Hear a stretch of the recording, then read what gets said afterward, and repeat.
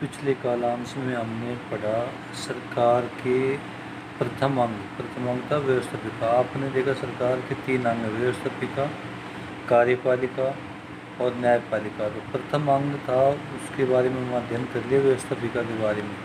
आज हम अध्ययन करेंगे कार्यपालिका के बारे में। कार्यपालिका में हमने आपको बताया था किन किन से मिलकर बनती है कार्यपालिका। राष्ट्रपति, उपराष्ट्रपति, प्रधानमंत्री और मंत्रिपरिषद से मिलकर ये बनती है। तो सबसे पहले हम राष्ट्रपति का अध्ययन करेंगे। तो राष्ट्रपति के बारे में हमने आपको व्यवस्थापिका में भी बताया था और कार्यपालिका में भी। तो आज हमने पीछे पढ़ा है कि व्यवस्थापिका में भी राष्ट्रपति क्यों आता है, क्योंकि दोनों किसी विधेयक को दोनों सदनों में पारित होने के बाद में किसके पास भेजा जाता है, राष्ट्रपति के पास में। और जब तक राष्ट्रपति उस विधेयक पर हस्ताक्षर नहीं करता तब तक वह कानून नहीं बनता है। तो इसलिए व्यवस्थापिका में भी राष्ट्रपति आता है, क्योंकि राष्ट्रपति के साइन के बाद ही कानून का निर्माण होता है। अब कार्यपालिका के अंतर्गत कार्यपालिका में भी कानून निर्माण करने की कुछ शक्तियाँ प्राप्त होती हैं, जो हम आगे पढ़ेंगे। तो इसलिए कार्यपालिका में सबसे पहला आता है राष्ट्रपति। अनुच्छेद 52 के अनुसार, भारतीय संविधान के अनुच्छेद 52 के अनुसार भारत का एक राष्ट्रपति होगा। भारतीय संविधान के अनुच्छेद 52 में ये लिखा गया है कि भारत का एक राष्ट्रपति होगा। उसके बाद में अनुच्छेद 53 में लिखा गया है कि अनुच्छेद 53 के अनुसार संघ की कार्यपालिका शक्ति राष्ट्रपति में निहित होगी। इस संघ की जो भी कार्यपालिका शक्ति होती है वो संपूर्ण शक्ति किस में निहित होगी, राष्ट्रपति में, जिसका प्रयोग स्वयं अथवा अधीनस्थ पदाधिकारियों के द्वारा करेगा। तो उस शक्ति का प्रयोग या तो स्वयं करे या फिर उसके अधीनस्थ जो पदाधिकारी हैं उनसे उस शक्ति का प्रयोग करवाए। ये कार्य किसका होता है, राष्ट्रपति का। कि वैसे तो कार्यपालिका शक्ति किस में निहित होती है, राष्ट्रपति में। प्रयोग में या तो स्वयं करे या फिर किसी अधीनस्थ का मतलब समझते हो, छोटे अधिकारी को इसका प्रयोग करने के बारे में या प्रयोग करने के अधिकार दे दिया जाता है। आगे देखिए, संघीय कार्यपालिका में राष्ट्रपति, उपराष्ट्रपति, प्रधानमंत्री, मंत्रिपरिषद व महान्यायवादी होंगे। जो संघीय जो कार्यपालिका होती है उसमें कौन कौन होते हैं, राष्ट्रपति, उसके बाद में उपराष्ट्रपति और प्रधानमंत्री, मंत्रिपरिषद और महान्यायवादी होंगे। ये आते हैं संघीय कार्यपालिका में। लेकिन इन संघीय कार्यपालिका की जो संपूर्ण शक्ति किस में निहित होती है, राष्ट्रपति में। आगे देखिए, राष्ट्रपति कार्यपालिका का औपचारिक प्रधान होता है। प्रधानमंत्री सहित मंत्रिपरिषद कार्यपालिका का वास्तविक प्रधान होता है। कि संपूर्ण शक्ति राष्ट्रपति में होने के कारण भी कार्यपालिका का औपचारिक प्रधान मात्र होता है राष्ट्रपति औपचारिक प्रधान मात्र होता है, और वास्तविक जो प्रधान होता है वो प्रधानमंत्री व मंत्रिपरिषद होता है।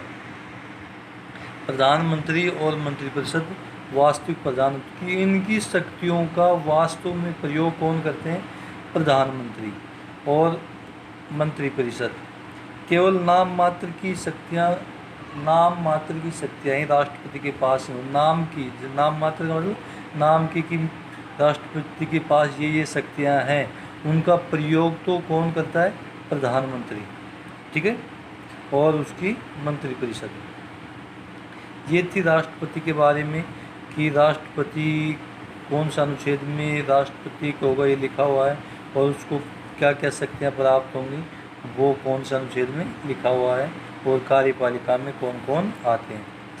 अब आ जाते हैं कि राष्ट्रपति पद की योग्यता। अगर कोई राष्ट्रपति पद के लिए खड़ा होना चाहता है तो उस पद की योग्यताएं क्या क्या होनी चाहिए।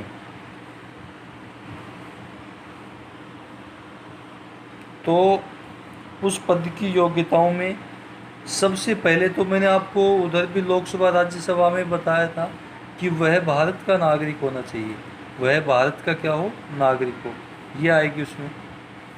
दूसरा आयु सीमा आती है सभी में। पहले तो जो लोकसभा का पूछे, चाहे राज्यसभा का पूछे, चाहे राष्ट्रपति पूछे, चाहे उपराष्ट्रपति पूछे, उसकी योग्यता में यही आएगा वह भारत का नागरिक हो। दूसरी में उसकी आयु आएगी। लोकसभा में कितनी बताई थी आयु, 25 वर्ष, राज्यसभा में 30 वर्ष, ये है न्यूनतम आयु, इससे अधिक हो सकती है। और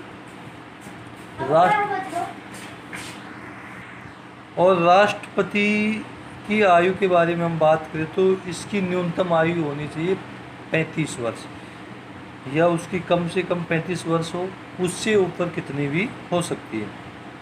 दूसरा है वह लोकसभा सदस्य निर्वाचित होने की योग्यता रखता हो,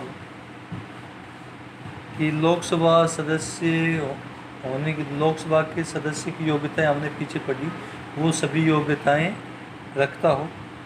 वह लाभ के पद को धारण नहीं किया हो, किसी में भी नहीं आएगा, लोकसभा में भी, राज्यसभा में भी, राष्ट्रपति में लाभ के पद को धारण नहीं किया हो, सरकारी नौकरी पर नहीं हो, माने लाभ का पद किसको माने, सरकारी नौकरी में।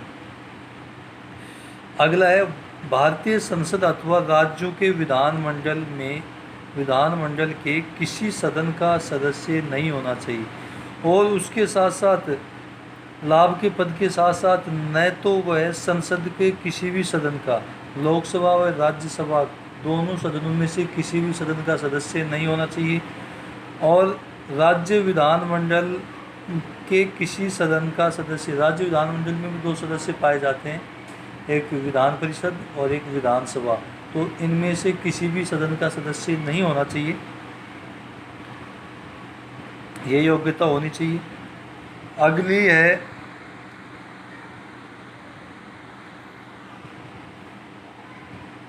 राष्ट्रपति भारतीय संसद अथवा राज्यों के विधानमंडल के किसी सदन का सदस्य नहीं होगा, ये तो हमने ऊपर देख लिए है, ठीक है। तो ये 5 योग्यताएं हैं। उसके बाद में हम योग्यताओं के बारे में आप अच्छी तरीके से समझ चुके होंगे।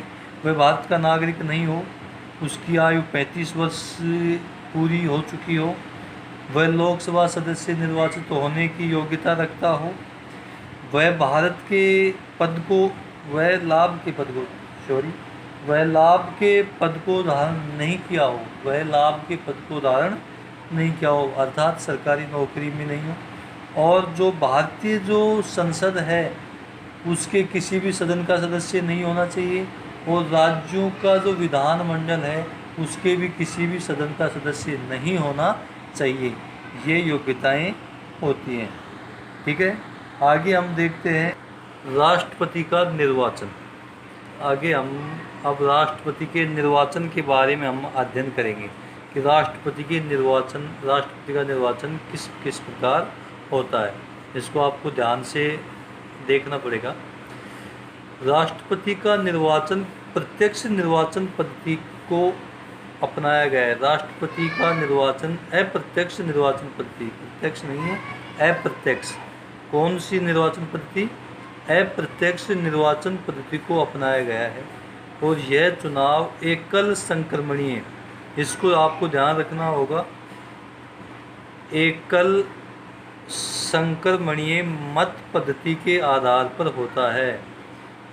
एकल संक्रमणीय मत पद्धति के आधार पर होता है, ठीक है। अब इसमें दो बातें आई, एक तो अप्रत्यक्ष निर्वाचन पद्धति और दूसरा है एकल संक्रमणीय मत पद्धति। तो इन दोनों के बारे में हम पढ़ते हैं कि अब लिखो अप्रत्यक्ष निर्वाचन पद्धति। क्या लिखा आपने? अप्रत्यक्ष निर्वाचन पद्धति। इसमें देखिए, राष्ट्रपति का चुनाव ऐसे निर्वाचक मंडल के द्वारा किया जाता है जिसमें लिख के आगे हम पॉइंट लिखेंगे। नंबर 1, संसद के दोनों सदनों के निर्वाचित सदस्य होंगे। हमने पीछे पढ़ा था लोकसभा और राज्यसभा की शक्तियों में कि संसद के दोनों सदनों लोकसभा और राज्यसभा के निर्वाचित सदस्य ही वोट डालते हैं। निर्वाचित सदस्य ही वोट डालते हैं। नंबर 2, राज्य विधानसभाओं तथा केंद्र शासित राज्यों की विधानसभाओं के निर्वाचित सदस्य होंगे। किसमें? निर्वाचन में भाग लेते हैं। ठीक है। अप्रत्यक्ष का मतलब समझ गए होंगे आप कि जनता प्रत्यक्ष में वोट न डालकर एक ऐसे निर्वाचक मंडल के द्वारा चुनाव किया जाता है जो जनता के द्वारा चुने हुए प्रतिनिधि होते हैं, वो क्या कहलाता है? अप्रत्यक्ष निर्वाचन। अब इसमें देख लो कि संसद के दोनों सदनों के निर्वाचित सदस्य, इन दोनों सदनों को भी किसी न किसी के द्वारा चुने हुए हैं। राज्यसभा के भी चुनकर आते हैं और लोकसभा के सदस्य जनता के द्वारा चुने हुए होते हैं। और राज्य विधानसभाओं के सदस्य भी जनता से चुनकर जाते हैं। केंद्र शासित राज्यों की विधानसभा के भी सदस्य जनता के द्वारा चुने हुए होते हैं। उनके द्वारा ही राष्ट्रपति के चुनाव में भाग लिया जाता है। तो ये क्या कहलाता है? अप्रत्यक्ष निर्वाचन। अप्रत्यक्ष निर्वाचन कहलाता है कि संसद के दोनों सदनों के और राज्य विधानमंडल के विधानसभा और केंद्र शासित राज्यों की विधानसभाओं के निर्वाचित सदस्य ही इसके निर्वाचन में भाग लेते हैं। दूसरा आता है एकल संक्रमणीय मत पद्धति। दूसरी हमने क्या देखी थी उसमें? एकल संक्रमणीय मत पद्धति। अब एकल संक्रमणीय मत पद्धति में देखना कि संसद तथा राज्यों और संघीय क्षेत्रों की विधानसभाओं के निर्वाचित सदस्यों द्वारा राष्ट्रपति का चुनाव एक विशेष मत पद्धति के अनुसार होता है, जिसे एकल संक्रमणीय मत पद्धति कहा जाता है।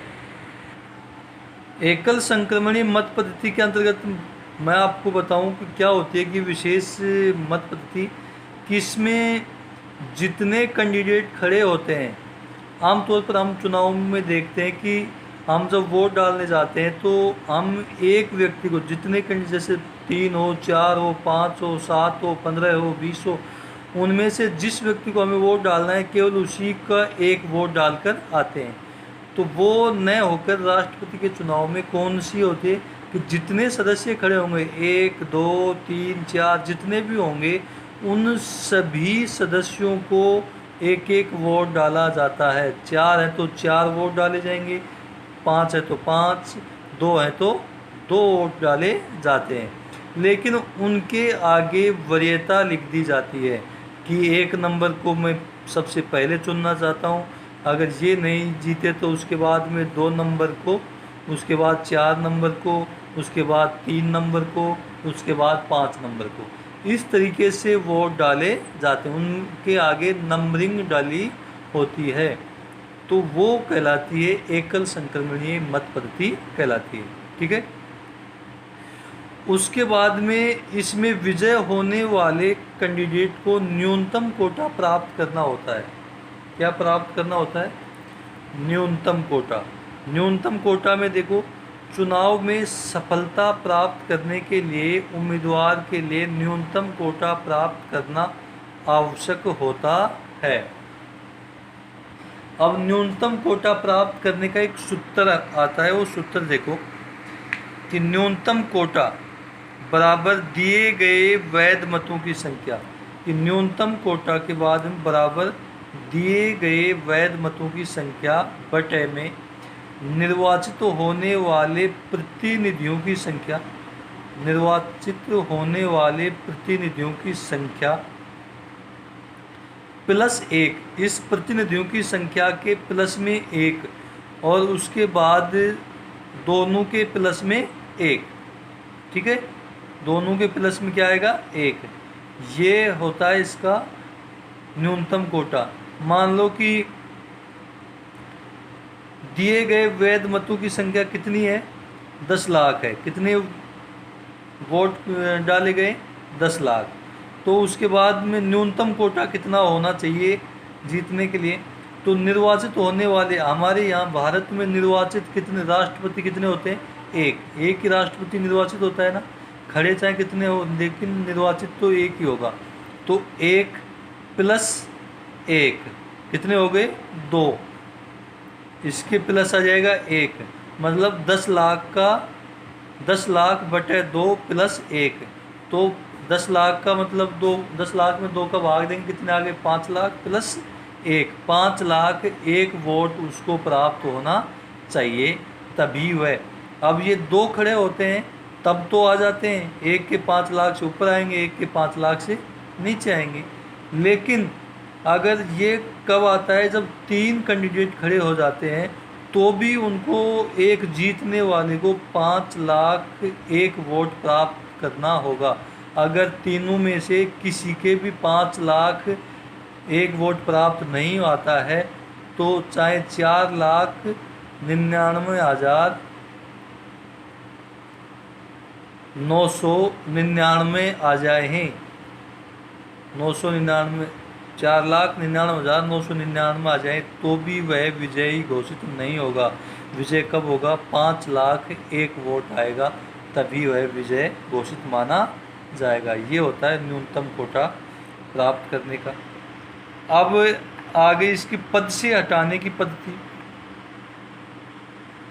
पद से हटाने की पद्धति देखिए कि राष्ट्रपति का न्यूनतम कोटा तो हमने देख लिया, और इसको पद से किस प्रकार हटाया जा सकता है। अब ये देखो पद से हटाने की पद्धति, जिस तरीके से मैं अंडरलाइन कर रखा है, आप नोट्स बनाओ तो इसी तरीके से आपको अंडरलाइन करते हुए नोट्स बनाने हैं, जिससे कि अच्छे तरीके से समझ में आ जाएगी। भारत के राष्ट्रपति का कार्यकाल होता है 5 वर्ष का। कितने वर्ष का होता है, 5 वर्ष का। लेकिन कुछ ऐसी परिस्थितियां होती हैं जिसके कारण 5 वर्ष से पहले भी इसे पद से हटाया जा सकता है। तो वो कौन सी है, अनुच्छेद 61 के अनुसार राष्ट्रपति द्वारा संविधान का उल्लंघन किए जाने पर उस पर महाभियोग लगाकर पद से हटाया जा सकता है। कि महाभियोग प्रक्रिया के पिछले कालांश में मैंने बताया था, महाभियोग प्रक्रिया के द्वारा राष्ट्रपति को और ऐसी प्रक्रिया के द्वारा उपराष्ट्रपति, उच्चतम व उच्च न्यायालय के न्यायाधीशों को पद से हटाया जाता है। तो ये महाभियोग लगाकर पद से हटाया जाता है। अभियोग चलाने के लिए एक सदन के 1/4 सदस्यों की अनुमति होना आवश्यक है। अब देखो ये महाभियोग कब, कैसे और किस तरीके से चलाया जाता है कि यह ऐसा लगे कि राष्ट्रपति संविधान का उल्लंघन कर रहा है। तो जिस भी सदन को ऐसा लगे कि राष्ट्रपति संविधान का उल्लंघन कर रहा है, लोकसभा या राज्यसभा, दोनों संसद के दोनों सदनों में से किसी एक सदन के 1/4 सदस्यों की अनुमति सबसे पहले होनी चाहिए। 1/4 सदस्य हस्ताक्षर युक्त अनुमति उस सदन के सभापति या अध्यक्ष को सौंपेंगे कि हम राष्ट्रपति के ऊपर महाभियोग लगाने जा रहे हैं। और वह जो नोटिस दिया जाएगा वह सदन में प्रस्ताव प्राप्त होने के 14 दिन बाद दोनों सदनों में 2/3 बहुमत से पारित होने पर राष्ट्रपति पद से इस्तीफा दे सकता है। कि जो लिखित में जो 1/4 सदस्य जब देते हैं तो उसके 14 दिन तक कोई कार्रवाई नहीं होती है, अर्थात 14 दिन तक उस महाभियोग की कोई प्रक्रिया नहीं होती है। और 14 दिन बाद में अगर दोनों सदनों में 2/3 बहुमत से, साधारण बहुमत से नहीं, 2/3 बहुमत से अगर वह प्रस्ताव पास हो जाता है तो राष्ट्रपति को पद से इस्तीफा देना पड़ता है। ये होता है महाभियोग। ठीक है, ये थी महाभियोग की प्रक्रिया और उसको पद से हटाने की प्रक्रिया। समझ गए होंगे कि अगर ऐसा लगे, अनुच्छेद 61 में लिखा गया है कि ऐसा लगे कि राष्ट्रपति संविधान का उल्लंघन कर रहा है तो किसी एक सदन के 1/4 सदस्यों के द्वारा पहले अनुमति मांगी जाती है कि हम राष्ट्रपति के खिलाफ महाभियोग लाने जा रहे हैं। तो जिस दिन वह नोटिस दिया जाता है उसके 14 दिन बाद में दोनों सदनों में 2/3 बहुमत पारित होने, अगर दोनों एक सदन में पारित होता है तो नहीं होगा, एक सदन पारित कर देता है एक नहीं करता है तो इस्तीफा नहीं देना पड़ेगा। दोनों सदनों के 2/3 बहुमत से अगर वह प्रस्ताव पारित हो जाता है तो राष्ट्रपति को इस्तीफा देना पड़ेगा। अब आ जाते हैं राष्ट्रपति की शक्तियाँ एवं कार्य। राष्ट्रपति की शक्तियाँ एवं कार्य। राष्ट्रपति की शक्तियाँ एवं कार्यों के अंतर्गत आता है राष्ट्रपति की समस्त शक्तियों को 2 भागों में बांटा जा सकता है, एक सामान्यकालीन शक्तियाँ, एक संकटकालीन शक्तियाँ। कि एक तो सामान्यकालीन शक्तियाँ होती हैं और एक होती हैं संकटकालीन शक्तियाँ, जिसे हम कहेंगे संकटकालीन शक्तियों को आपातकालीन शक्तियों के नाम से भी जाना जाता है। तो पहली आती है सामान्यकालीन शक्तियाँ। सामान्यकालीन शक्तियों में देखिए, नंबर 1 कार्यपालिका अथवा प्रशासनिक शक्तियाँ। पहली आती है कार्यपालिका अथवा प्रशासनिक शक्तियाँ। सामान्यकालीन शक्तियों में पहली है संविधान के अनुच्छेद 53 के अनुसार संघ की कार्यपालिका शक्ति राष्ट्रपति में निहित होगी तथा वह उसका प्रयोग संविधान के अनुसार स्वयं या अपने अधीनस्थ पदाधिकारियों द्वारा करेगा। जो मैंने फर्स्ट में बताई थी अनुच्छेद 53 में, वह कौन सी शक्ति है? कार्यपालिका एवं प्रशासनिक शक्ति। कि इसमें जो औपचारिक शक्ति किसके पास में होती है? राष्ट्रपति के पास में। तो उस शक्ति का प्रयोग या तो खुद करे या फिर अपने अधीनस्थ पदाधिकारियों के द्वारा उस शक्ति का प्रयोग करवाए, यह शक्ति उसे प्राप्त होती है। इस शक्ति को हम कार्यपालिका एवं प्रशासनिक शक्ति के नाम से जानते हैं। दूसरी आती है सामान्यकालीन शक्तियों में महत्वपूर्ण पदाधिकारियों की नियुक्ति एवं पद से हटाना। महत्वपूर्ण पदाधिकारियों की नियुक्ति एवं पद से हटाना। राष्ट्रपति भारत संघ के अनेक महत्वपूर्ण अधिकारियों की नियुक्ति करता है। कि राष्ट्रपति जो होता है वो भारत संघ में बहुत कुछ महत्वपूर्ण अधिकारी होते हैं जिनकी नियुक्ति करता है। जिन महत्वपूर्ण अधिकारियों में कौन कौन आते हैं? जैसे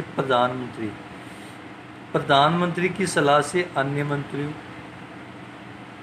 प्रधानमंत्रियों की सलाह से अन्य मंत्रियों की। राज्यों के राज्यपालों की नियुक्ति कौन करता है? राष्ट्रपति करता है। उच्चतम न्यायालय व उच्च न्यायालय के न्यायाधीशों की नियुक्ति कौन करता है? राष्ट्रपति करता है। महालेखा परीक्षक, उसकी नियुक्ति कौन करता है? राष्ट्रपति। संघ लोक सेवा आयोग के अध्यक्ष, जो सेंट्रल में जो लोक सेवा आयोग होता है जिसे संघ लोक सेवा आयोग कहते हैं, उनके अध्यक्ष व सदस्यों की नियुक्ति कौन करता है? राष्ट्रपति। तथा विदेशों में जो राजदूत होते हैं उनकी नियुक्ति भी कौन करता है? राष्ट्रपति ही करता है। अब तीसरा आता है वैदेशिक क्षेत्र में शक्ति। वैदेशिक क्षेत्र में शक्ति। राष्ट्रपति वैदेशिक क्षेत्र में भारत का प्रतिनिधित्व करता है। विदेशों के राजदूत व राजनयिक प्रतिनिधियों के प्रमाण पत्रों को स्वीकार करता है।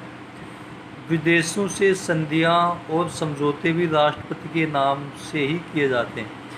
कि जो राष्ट्रपति होता है, जो वैदेशिक का मतलब विदेश में भारत का प्रतिनिधित्व करता है।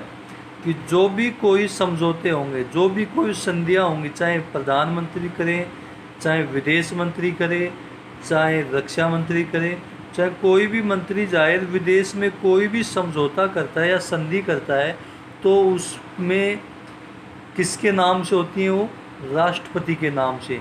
और वो संधि समझौते तभी मान्य होते हैं जब उस पर कौन साइन करता है? राष्ट्रपति साइन करता है। तो यह भारत का, विदेशों में जो भारत का प्रतिनिधित्व कौन करता है? राष्ट्रपति करता है।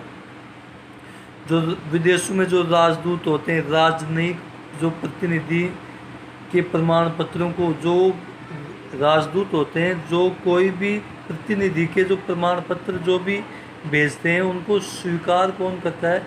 केवल राष्ट्रपति। राष्ट्रपति ही उनकी नियुक्ति करता है, उनके द्वारा प्रमाण पत्रों को स्वीकार भी कौन करता है? राष्ट्रपति करता है। और उसके बाद आता है शासन संचालन संबंधी शक्ति। शासन संचालन संबंधी शक्ति, शासन संचालन संबंधी शक्ति। हाँ, आप कंफ्यूज हो रहे होंगे कि यहाँ पर 3 है, यहाँ पर 2 है, यहाँ पर। ये देखो, हमने पहले पढ़ा था, नंबर 1 चल रहा है कार्यपालिका अथवा प्रशासनिक शक्तियाँ। कार्यपालिका व प्रशासनिक शक्तियों के ही पॉइंट चल रहे हैं। ये पहला है महत्वपूर्ण अधिकारियों की नियुक्ति व पद से हटाना, ये कार्य करता है, ये कार्यपालिका व प्रशासनिक शक्तियों में आते हैं। दूसरा है वैदेशिक क्षेत्र की शक्तियाँ, और तीसरा आएगा शासन संचालन संबंधी शक्तियाँ। संसद के दोनों सदनों की संयुक्त बैठक, सर्वोच्च न्यायालय के अधिकारियों व कर्मचारियों की नियुक्ति एवं नियंत्रण, महालेखा परीक्षक की शक्तियों से संबंधित नियमों का निर्माण करता है। कि जो मैंने पिछली कालांश में बताया था आपको कि जो भी अधिवेशन होता है लोकसभा का, उन लोकसभा व राज्यसभा के अधिवेशनों को आहूत और स्थगित कौन करता है? राष्ट्रपति करता है। एक इसमें बात है संयुक्त बैठक है, कि संसद के दोनों सदनों की संयुक्त बैठक कौन बुलाता है? राष्ट्रपति।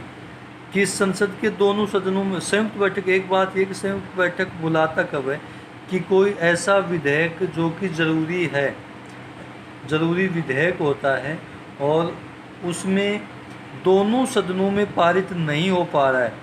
कानून बनाना ज़रूरी है लेकिन दोनों सदनों से पारित नहीं हो पा रहा है, तो उस संदर्भ में राष्ट्रपति दोनों सदनों की संयुक्त बैठक बुलाता है। और उस संयुक्त बैठक के बुलाने की जो शक्ति होती है वो किसके पास में होती है? राष्ट्रपति के पास में। सर्वोच्च न्यायालय के अधिकारियों कर्मचारियों की नियुक्ति कौन करता है? राष्ट्रपति। नियंत्रण व महालेखा परीक्षक की शक्तियों से संबंधित जो भी नियमों का निर्माण करता है वो केवल कौन करता है? राष्ट्रपति ही करता है। ठीक है, ज़्यादा गहराई में जाने की कोई आवश्यकता नहीं, इतना ही रखो ध्यान। ये 3 हो गए। चौथा है सैनिक क्षेत्र में शक्ति। सैनिक क्षेत्र में कौन कौन सी शक्तियाँ पाई जाती हैं? राष्ट्रपति भारत की समस्त सेनाओं का प्रधान सेनापति है। इस अधिकार का प्रयोग वह कानून के अनुसार ही कर सकता है। भारतीय राष्ट्रपति संसद की स्वीकृति के बिना न तो युद्ध की घोषणा कर सकता है और न ही सेनाओं का प्रयोग कर सकता है। कि माने भारत का जो राष्ट्रपति होता है, जो तीनों सेनाओं का प्रधान सेनापति होता है, तीनों थल, जल और वायु, तीनों सेनाओं का प्रधान सेनापति राष्ट्रपति होता है। लेकिन इसका ये मतलब नहीं है कि प्रधान सेनापति हो तो तीनों सेनाओं को अपने इच्छा अनुसार कार्य करने के लिए बाध्य करे। नहीं, इस अधिकार का प्रयोग केवल वह कानून के अनुसार ही कर सकता है। भारतीय राष्ट्रपति संसद की स्वीकृति के बिना, अगर संसद स्वीकृति न दे तो वह युद्ध की घोषणा नहीं कर सकता। संसद की स्वीकृति के बिना न तो वह युद्ध की घोषणा कर सकता है और न ही सेनाओं का प्रयोग। संसद कहे कि हाँ आप युद्ध की घोषणा करें, तभी ही वह युद्ध की घोषणा करेगा। और उन सेनाओं को युद्ध में जाने की आज्ञा दे सकता है जब संसद उसे कहे। तो ये है सैनिक क्षेत्र में शक्ति। तो ये थी आपकी जो कार्यपालिका व प्रशासनिक संबंधी शक्ति। अब दूसरी आती है विधायी शक्तियाँ। दूसरी कौन सी आती है? विधायी शक्तियाँ। इसमें देखिए विधायी क्षेत्र का प्रशासन पहली है। इसमें विधायी क्षेत्र का प्रशासन, राष्ट्रपति संसद का अधिवेशन बुलाता है और अधिवेशन समाप्ति की घोषणा करता है। लोकसभा को प्रधानमंत्री की सिफारिश पर समय से पहले ही भंग कर सकता है। राष्ट्रपति अधिवेशन के प्रारंभ में दोनों सदनों की संयुक्त बैठक में भाषण देता है। ये क्या मैंने पहले बताया था कि राष्ट्रपति संसद का अधिवेशन बुलाता है, बैठ के बुलाता है और उसे समाप्त करने की घोषणा भी करता है। और ये भी बताया लोकसभा को प्रधानमंत्री की सिफारिश पर राष्ट्रपति समय से पहले, समय कितना होता है? 5 वर्ष, 5 वर्ष से पहले ही क्या कर सकता है? भंग कर सकता है। और ये जो अधिवेशन बुलाता है, लोकसभा व राज्यसभा का जब अधिवेशन चलता है, तब जब अधिवेशन प्रारंभ होता है तो दोनों सदनों की संयुक्त बैठक में वह अभिभाषण देता है, अपना भाषण देता है। यह है विधायी क्षेत्र का प्रशासन। दूसरा है सदस्यों को मनोनीत करने की शक्ति। यहाँ पर मैंने आगे कुछ लिखा नहीं है, लेकिन आपको मैं बता दूं कि पहले मैं बता चुका हूँ इसको, या फिर लिख लो कि राष्ट्रपति लोकसभा में 2 सदस्य मनोनीत करता है। राष्ट्रपति लोकसभा में 2 सदस्य मनोनीत करता है और राज्यसभा में राज्यसभा में 12 सदस्य मनोनीत करता है। राज्यसभा में 12 सदस्य मनोनीत करता है। नंबर तीसरा है विधेयक पर निषेधाधिकार का प्रयोग। निषेधाधिकार का प्रयोग का मतलब क्या होता है? वीटो जारी करना। राष्ट्रपति साधारण विधेयक को कुछ सुझावों के साथ संसद को पुनः विचार के लिए लौटा सकता है। यदि वह विधेयक संसद द्वारा पुनः संशोधन के साथ या बिना संशोधन के पारित कर दिया जाता है तो राष्ट्रपति को उसे स्वीकृति देनी होगी। कि राष्ट्रपति साधारण विधेयक को कुछ सुझावों के साथ संसद को पुनः विचार के लिए लौटा सकता है। कि जब दोनों सदन पारित कर दें और राष्ट्रपति के पास में भेजें विधेयक, तो उसके बाद में उसको राष्ट्रपति कुछ संशोधन के साथ में वापस लौटा सकता है कि इन संशोधनों को फिर से विचार किया जाए। लेकिन अगर संसद दोबारा से दोनों सदन उसे या तो संशोधन करके या बिना संशोधन करके दोबारा से पारित कर देते हैं, तो उसके बाद में राष्ट्रपति को उसे स्वीकृति देनी ही पड़ेगी। राष्ट्रपति को हस्ताक्षर करने ही पड़ेंगे। अगला है अध्यादेश जारी करने की शक्ति। जिस समय संसद का अधिवेशन नहीं हो रहा है, उस समय राष्ट्रपति को अध्यादेश जारी करने का अधिकार प्राप्त होता है। यह अध्यादेश प्रारंभ होने के 6 सप्ताह बाद तक लागू होता है। कि ये मैंने पहले बताया था कार्यपालिका और व्यवस्थापिका, ये कार्यपालिका की शक्ति होती है अध्यादेश जारी करने का। अध्यादेश मतलब कानून जारी करने की। कि जिस समय संसद का अधिवेशन नहीं हो रहा और किसी कानून को बनाना जरूरी हो गया है, तो उस कानून से संबंधित राष्ट्रपति अध्यादेश जारी करता है। और यह अध्यादेश जारी होने के बाद में कब तक रहता है? कि जिस समय अधिवेशन प्रारंभ हो जाए, संसद का क्या हो जाए? अधिवेशन प्रारंभ हो जाए। अधिवेशन प्रारंभ होने के 6 सप्ताह बाद तक लागू रहता है। 6 सप्ताह तक या तो उसे प्रस्ताव पारित करके उसे कानून बना दिया जाए, नहीं तो अधिवेशन प्रारंभ होने के 6 सप्ताह बाद यह स्वतः ही क्या हो जाता है, समाप्त हो जाता है। अगली शक्ति, तीसरी शक्ति आ जाती है वित्तीय शक्ति। राष्ट्रपति प्रत्येक वित्तीय वर्ष के प्रारंभ में संसद के दोनों सदनों के सम्मुख भारत सरकार की उस वर्ष के आय और व्यय का विवरण रखवाएगा। उसकी आज्ञा के बिना धन विधेयक और अनुदान मांगे लोकसभा में प्रस्तावित नहीं की जा सकती। कि प्रत्येक वर्ष राष्ट्रपति वित्तीय वर्ष के प्रारंभ में संसद के दोनों सदनों के सम्मुख क्या, जिसे हम बजट के नाम से जानते हैं, वो बजट रखवाता है, जिसमें आय और व्यय का लेखा जोखा होता है, कितने की आय हुई, कितना खर्च हुआ। उसकी आज्ञा के बिना धन विधेयक और अनुदान मांगे, जो भी धन विधेयक होते हैं और जो भी अनुदान की जो मांगे होती हैं, उनके लोकसभा में प्रस्तावित नहीं की जा सकती। कि जो लोकसभा में प्रस्तावित करने के लिए धन विधेयक और अनुदान को पहले किसकी स्वीकृति लेनी पड़ती है, राष्ट्रपति की। नंबर 4 में आ जाती है न्यायिक शक्तियाँ। राष्ट्रपति को न्यायिक शक्ति में क्षमादान की शक्ति प्राप्त है।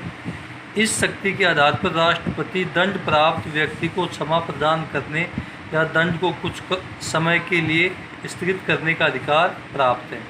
कि राष्ट्रपति को न्यायिक शक्ति में क्षमादान प्राप्त की शक्ति प्राप्त है। क्षमा किसी भी व्यक्ति को जिसको दंड मिला हुआ है, चाहे मृत्यु दंड क्यों ना हो, उसे क्षमा भी कर सकता है या फिर उस दंड को कुछ समय के लिए स्थगित कर सकता है, उसको कम भी कर सकता है। यह शक्ति राष्ट्रपति को प्राप्त है। Thank you.